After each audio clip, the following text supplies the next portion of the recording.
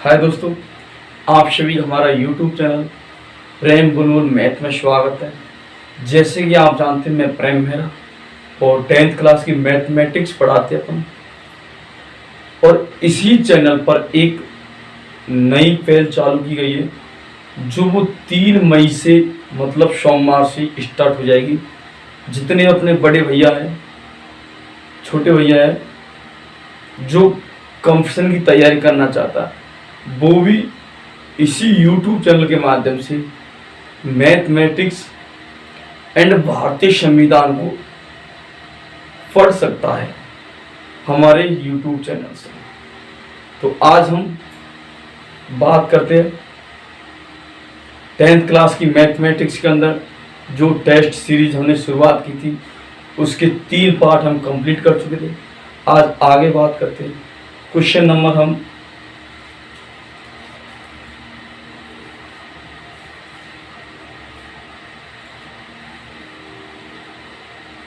करीब क्वेश्चन कर चुके हम। 31 क्वेश्चन कंप्लीट कर चुके थे और 32 में बाद में करवा जाएगा। आज क्वेश्चन नंबर 33 में की बात करते हुए क्वेश्चन नंबर 33 क्या है?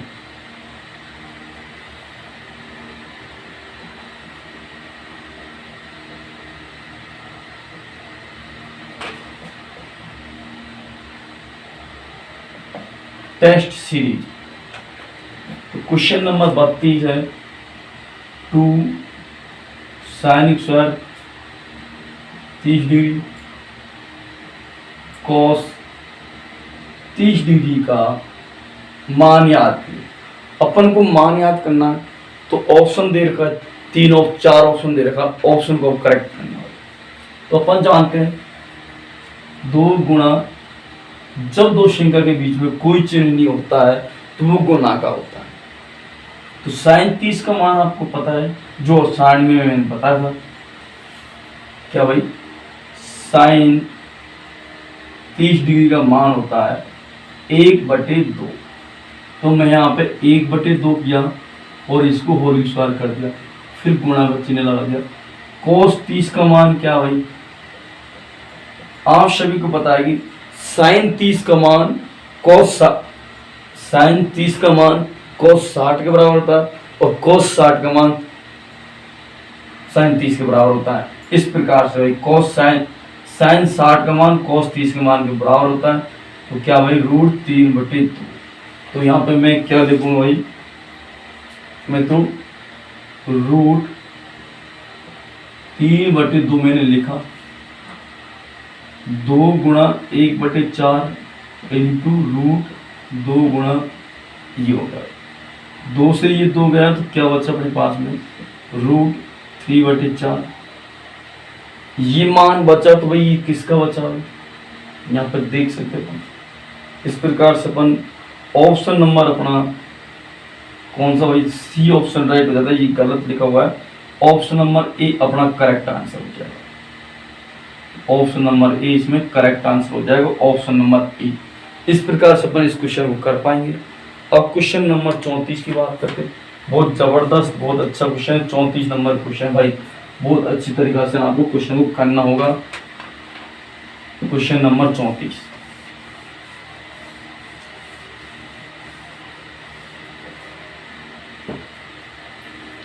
क्वेश्चन नंबर 34 में पूछिए मात्र अपन को जो सूत्र लिखे अपन ने वो सूत्र को अपन को पढ़ना। जैसे कि मैं बताता हूँ क्वेश्चन नंबर 34 अपन ने कि sin square theta plus cos square theta बराबर होता है 1 होता है।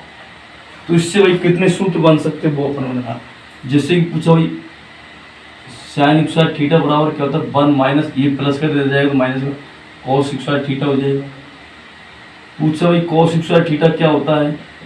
तो 1 माइनस sin स्क्वायर थीटा हो जाता है। इसी प्रकार अपन से पूछ लिया, यहाँ पे ये आ गया। उसके बाद पूछो भाई sec square theta minus tan square theta बराबर 1 होता है। पूछ ले sec स्क्वायर थीटा बराबर क्या होता है? तो 1 plus tan square theta, tan square theta पूछ लिया अपन। तो क्या आने वाला है 1 भाई tan पूछा तो ये इधर जाएगा माइनस हो जाएगा sec स्क्वायर थीटा माइनस 1 हो गया। इस प्रकार से यहाँ पे ये भी पूछ सकता है कि sin थीटा बराबर क्या होता है, तो 1 माइनस cos स्क्वायर थीटा और ये उसके ऊपर रूट लग जाएगा। cos थीटा का मान पूछा तो 1 माइनस sin स्क्वायर थीटा ये ऊपर रूट लग जाएगा। इस प्रकार से अपन इस क्वेश्चन को कर पाएंगे। जो भी चीज पूछेगा अपन को इसमें अपन अच्छी तरह से कंफर्म कर पाएंगे। यहाँ पे भी ऐसे ही लिखो sec थीटा बराबर क्या होता है 1 प्लस tan स्क्वायर थीटा ये रूट लगा दिया। tan square theta tan theta के बारे में पूछा तो sec स्क्वायर थीटा माइनस 1 और ये स्क्वायर लगे। इस प्रकार से अपन इस क्वेश्चन नंबर 34 को कर पाएंगे। क्या भाई देखो एक बार आप सभी बच्चों को रिवाइज करवा देता हूँ कि sin square plus cos square theta बराबर क्या होता है 1 होता है। तो अपन पूछे sin स्क्वायर थीटा का मान क्या होता है 1 माइनस cos स्क्वायर थीटा होता है। cos स्क्वायर थीटा का मान पूछे तो अपन 1 माइनस sin स्क्वायर थीटा होता है। यदि अपन को sin थीटा पूछ लेता है तो भाई 1 minus cos square theta root इसके ऊपर चढ़ जाएगा, क्योंकि यहाँ से 2 रूट हटाएंगे तो इसके ऊपर रूट चढ़ जाएगा। इसी प्रकार cos हो जाएगा। अब यहाँ पे देखते अपन sec square theta minus cos square theta बराबर क्या था भाई 1 होता है। तो sec स्क्वायर थीटा बराबर 1 प्लस tan स्क्वायर थीटा होता है। tan स्क्वायर थीटा बराबर होता है sin स्क्वायर थीटा माइनस 1 होता है। इस प्रकार से अपन इस क्वेश्चन को कंप्लीट कर लेंगे। तो मुझे उम्मीद है कि इस क्वेश्चन की शॉर्ट स्क्रीन ले लो आप सभी विद्यार्थी। ठीक है, अगला क्वेश्चन की बात करें। Question number 35।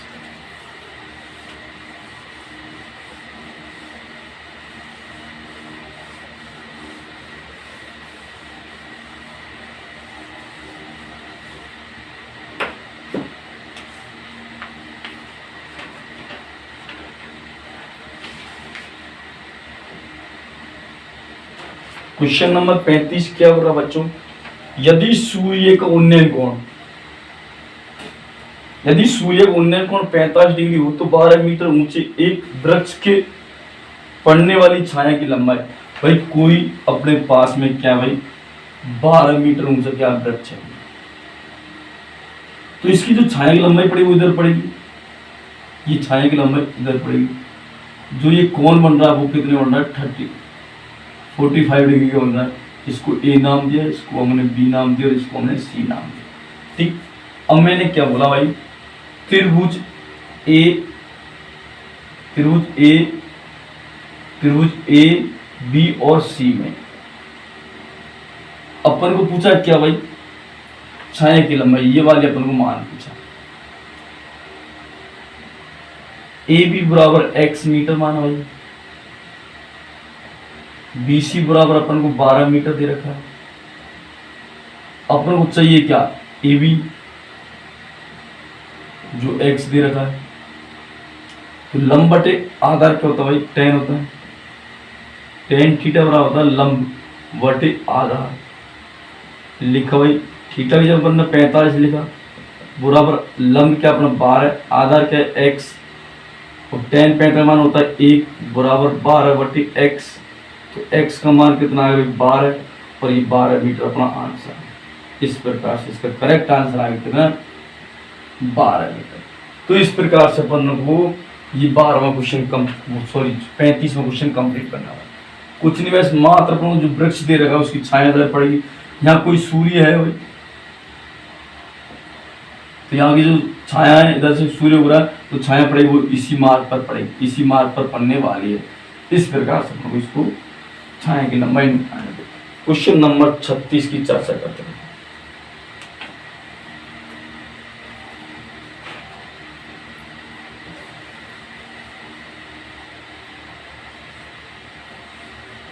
क्वेश्चन नंबर 36 बहुत जबरदस्त, बहुत छोटा सा प्यारा सा क्वेश्चन है जो आप सभी विद्यार्थी इस क्वेश्चन को जानते हो कि क्वेश्चन नंबर 36 पाई एक संख्या है भाई। पाई एक कौन सी संख्या है? ऑप्शन दे रखा है अपन को परिमेय संख्या, अपरिमेय संख्या, काल्पनिक संख्या और चौथा ऑप्शन दे रखा है इनमें से कोई नहीं। तो पाई एक क्या भाई, पहली बात तो अपन को ये समझना पड़ेगा परिमेय संख्या क्या होती है।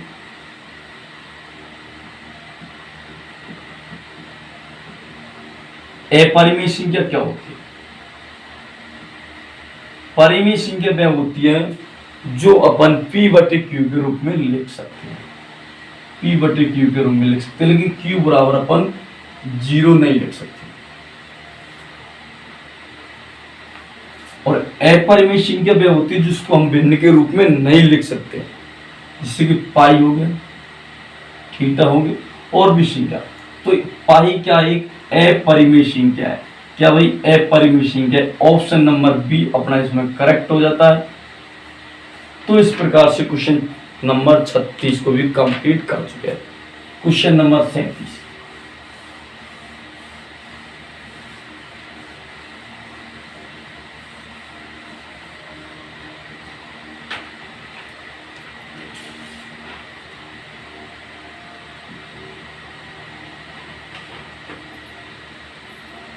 क्वेश्चन नंबर 37 क्या कह रहा है, वृत्त की परिधि अपन को दे के भाई 176, तो उसकी त्रिज्या और एरिया निकालना पड़ेगा।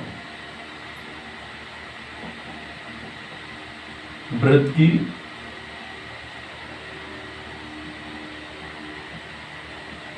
परिधि कितनी दे रही, 176, और अपन को पूछा उसने भाई त्रिज्या एंड एरिया, दोनों चीज पूछे अपन को। तो किस प्रकार से निकालेंगे। सबसे पहले मित्रों अपन जो वृत्त की परिधि होती है उसका सूत्र क्या है। वृत्त की परिधि, जो वृत्त होता है इस प्रकार से भाई, और इसके चारों बगल पे परिधि लगाते हैं, जिसे परिमाप भी बोल सकते हैं और परिधि भी बोलते हैं।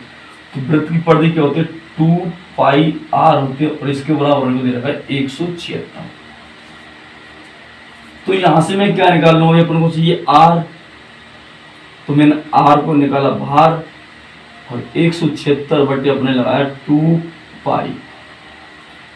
r बराबर 176 बटे 2 गुणा पाई का मान 22 बटे 7, और ये 7 ऊपर चले जाएगा मित्रों। इस प्रकार से क्या हो जाता है, 2 का भाग दिया तो मैंने कितनी बार जाएगा, 8 बार, फिर 2 का भाग दिया तो 8 बार गया, और ये 22 का भाग दिया तो इसमें कितने 4 बार गया। तो r बराबर क्या आ गया भाई, 7 चौक 28, r बराबर आ जाता 28 सेमी, r बराबर 28 सेमी आ गया। और अपन को चाहिए भाई एरिया,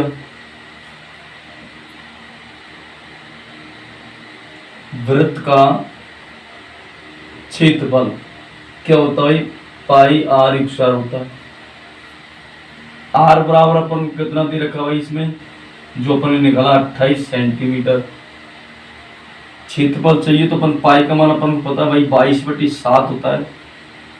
त्रिज्या का विस्तार 28 गुणा 28, 7 का ये दिया भाई 4 बार गया, और इसको किया तो 88 हो गया। 88 को 28 से गुना किया, तो यहाँ करके देखो 8 8 64, 64 का 4 का 6 की आंसर 8 64, 64 और 6 70 हो गया। तो ये हो गया 176, 4 6 14, और ये कितना हो जाता है इसका एरिया भाई 24 64 मीटर। तो इस बार अपना इसमें करेक्ट आंसर। तो इसमें हमन से पूछा है, क्या पूछा है इसमें, जो अपने पास त्रिज्या है वो तो कितनी है भाई 28, और जो क्षेत्रफल है वो कितना है 24 64 अपना इसका एरिया आ चुका है। इस प्रकार से इस क्वेश्चन को करना पड़ेगा। त्रिज्या निकालो, त्रिज्या से एरिया निकाला, और एरिया निकालने के बाद जो दोनों चीज पूछी थी वो चीज इसमें क्या कंप्लीट आ चुकी है। क्वेश्चन नंबर 38 की चर्चा करते हुए,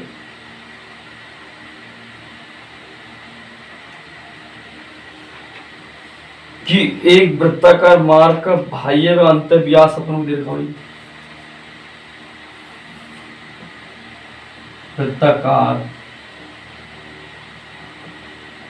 मार्ग का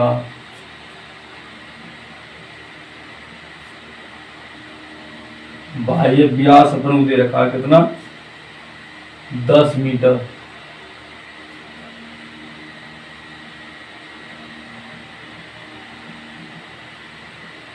और अंतर व्यास दे रखा अपन को 6 मीटर। तो इसकी त्रिज्या कितनी हो जाएगी? 10 में 2 का भाग दिया तो ये कितना हो गया? ये 5 हो गया।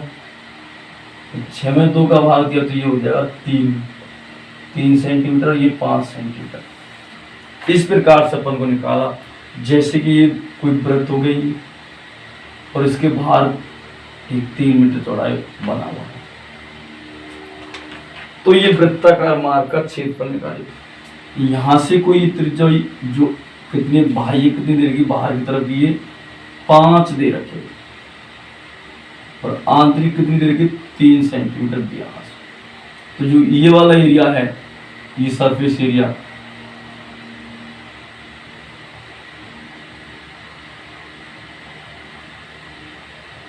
ये वाले एरिया को अपन को क्षेत्रफल निकालना। तो देखो भाई,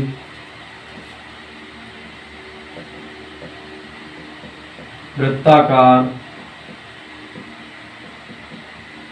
मार्ग का क्षेत्रफल, तो क्षेत्रफल का जो सूत्र होता है वो क्या होता है भाई?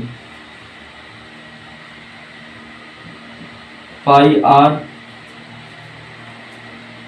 स्क्वायर होता है, आप सभी जानते हैं।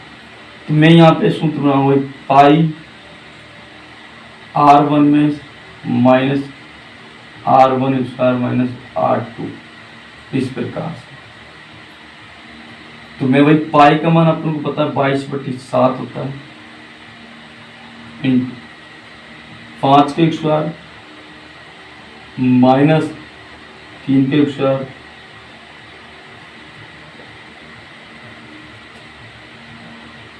(22/7) इंटू 5 के स्क्वायर कितना होता है मित्रों? 25 माइनस 3 के स्क्वायर होता है 9, 22/7 इंटू 25 में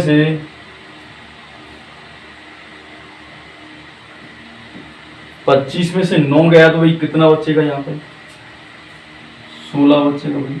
और यहाँ पे मान आंसर आ चुका अपना करेक्ट, ये गुणा करना। अदरवाइज अपन ये भी कह सकते भाई 16 पाई भी अपना ऑप्शन में दे रखा है, इसलिए भाई 16 पाई करेक्ट। और ये भाई कितना आंसर होगा? ये ऑप्शन नंबर बी इसका करेक्ट आंसर। इस प्रकार से अपन ने इस क्वेश्चन का आंसर दिया। क्वेश्चन नंबर 38 जबरदस्त क्वेश्चन है, ये बहुत जबरदस्त क्वेश्चन है। तो मुझे उम्मीद है कि सभी बच्चों को अच्छी तरह ये क्वेश्चन समझ में आया होगा, जितने विद्यार्थी देख रहे हैं। तो क्वेश्चन नंबर 39 की बात करते हैं, और आज का सेकंड लास्ट क्वेश्चन, क्योंकि क्लास आज लंबी नहीं कर सकते कुछ समस्या आने के कारण।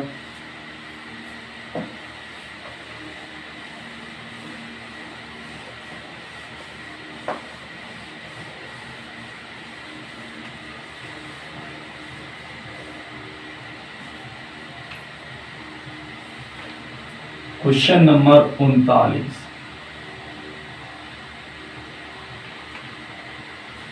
एक गोले का व्यास 6 सेमी है, तो गोले का आयतन बताइए।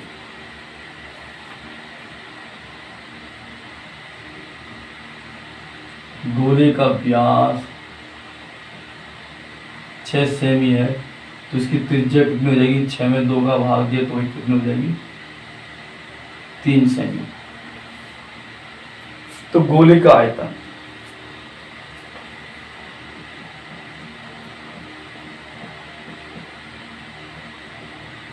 गोले का आयतन क्या होता है? 4/3 पाई आर क्यू होता है। 4 लिखा बटे 3, पाई का मान 22/7 इंटू 3 का मान 3 दे रखा √3 गुणा 3 गुणा 3, आर का मान है 3 से ये 3 गया, क्या बचा भाई? 7, तो नीचे आ जाएगा ये 2 गुणा 3 9, ये आ गया 88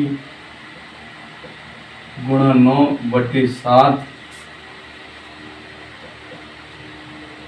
9 8 72, 72 का 2 का 7 यहाँ से 9 8 72, 72 में अपन 7 जोड़ते थे, एक कम कितना आते भाई 80, और इसमें 7 का और देते, एक बार गया, फिर एक बार, फिर बचे भाई 2, फिर 2 7 21, ठीक 21 के बाद एक बचा, फिर 0, फिर एक बार, फिर 3 बचा, फिर 7 चौक 28। तो कहने का अर्थ है भाई अपना कितना आंसर आया 113.14 क्यों अपना करेक्ट आंसर। और ये ऑप्शन किसमें मिल रहा है भाई, किसी में नहीं मिल रहा, अपने पूरा कर दिया इसलिए ये कहीं नहीं मिल पा रहा। तो राइट आंसर अपना क्या है भाई 113.14, लेकिन ऑप्शन में भाई अपन को हल्का ही बोला है। तो ऑप्शन में यहाँ पे आ रहा है भाई, यहाँ पे इसमें देख लो, ऑप्शन टाइप से देख लो, 4/3 पाई आर क्यू, 4 का मान लिखा, पाई का मान ऐसे कैसे, और क्यू को 3 बार बना के, क्योंकि आर का होना, ये 3 से 3 गया, तो नाम थे 9, और 9 गुना 4 के 9 चौक 36, 36 पाई इसका करेक्ट आंसर हो जाता है। तो आपको ये करो या ये करो, जैसे कि ऑप्शन में मिल जाए वही आप आंसर कर सकते हो। क्वेश्चन नंबर 40 और आज का अंतिम क्वेश्चन होगा ये क्वेश्चन।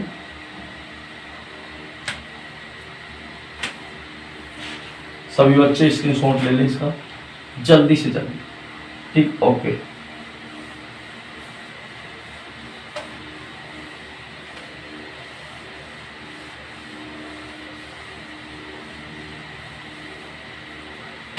तो मैं आशा करता हूं कि सभी के अच्छी तरह समझ में आ रहा होगा क्वेश्चन, क्योंकि ये सीरीज जबरदस्त सीरीज है, सभी बच्चों को समझ में आने वाली सीरीज है, क्योंकि इसी सीरीज से आप 10th क्लास में अच्छे अंक प्राप्त कर सकते हो। और आज का लास्ट क्वेश्चन नंबर 40,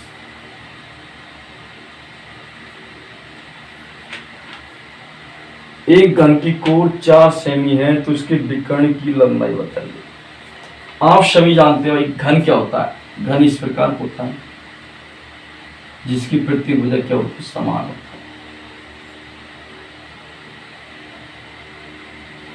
ये घन होता है। तो एक कोण की 4 दे रखी हो, 4 तो ये भी 4, तो ये भी 4 होगी, इस प्रकार से।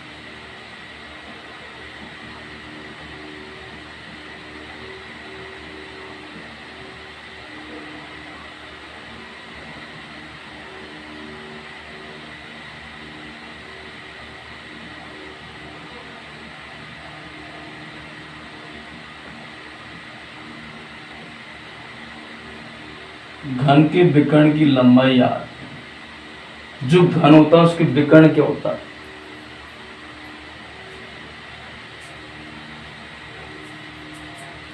घन का विकर्ण होता है, सूत्र क्या होता है, √3 गुणा भुजा, और भुजा की लंबाई कितनी थी, 4, तो अपन क्या आंसर होने वाला 4√3 इसका करेक्ट आंसर हो गया।